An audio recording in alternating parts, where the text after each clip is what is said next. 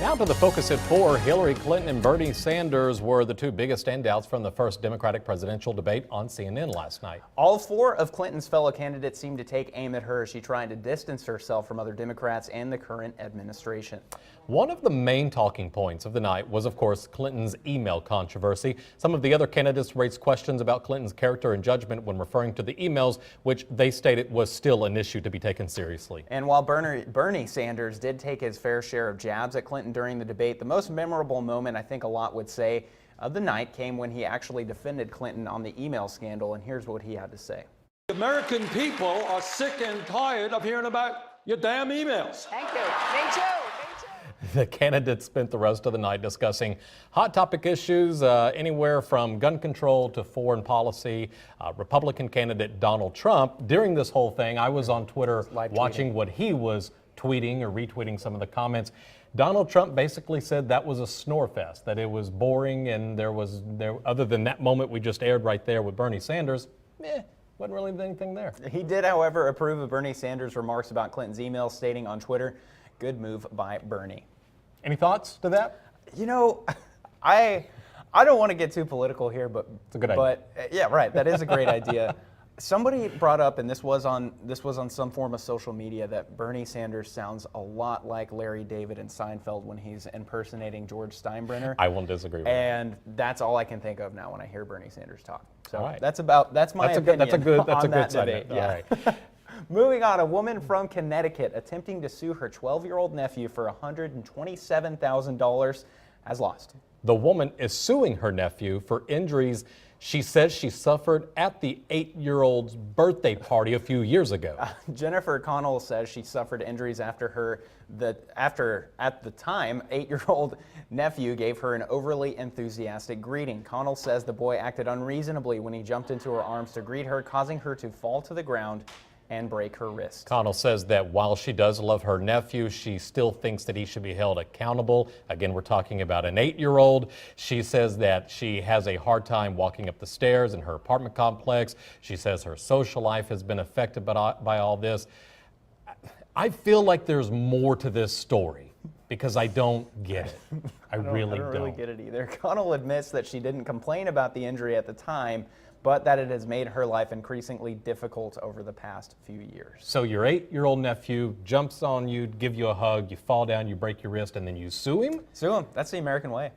There's either more to the story or she's lost it. Yeah.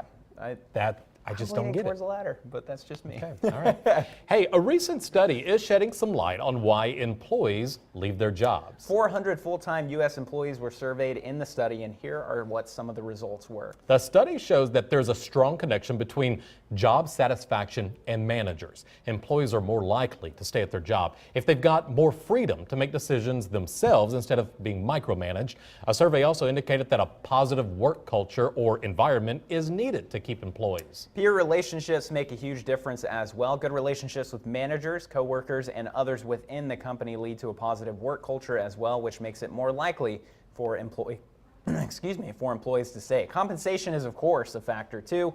Employees generally feel they should be paid for their quality of their workplace performance. The study did show that while compensation is important on that list, it's actually not as high as some of the other factors. I don't know about you. I agree with all this. I'd rather make a little less money, but have a better boss and be happier where I'm at and not make as much. 100% with you. Yeah, Yep, I think that makes sense.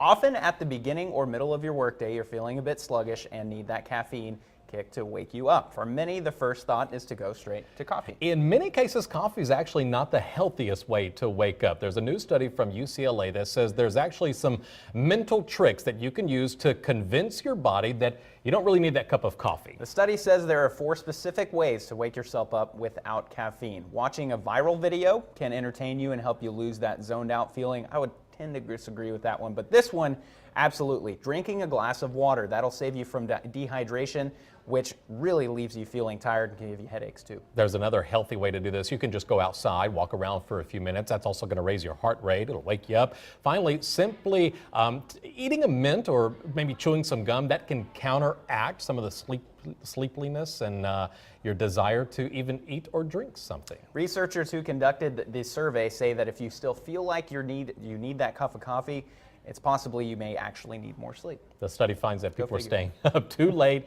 They don't get enough sleep. I find this very ironic that our producer, Alex, put this story in, but yet he is the one who will, and I'm not lying about this, down about 6 or 7 cups of coffee in a day here in the state. Some people, that's how you got to get through the day. So what I can guess. you do? All right. Hey, before we go to break, we do want to mention this. If you have any kids or if you know any children who are struggling with a divorce in a family, there's a new resource that can help out with this.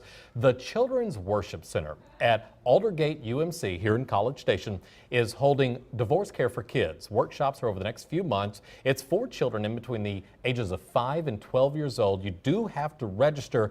Again, it's at the Children's Worship Center, Aldergate UMC. It's from October 21st. The next available class is October 21st from 6:30 to 8:30. If you want that number, you need that information, call us here at the station. We'd be happy to give it to you.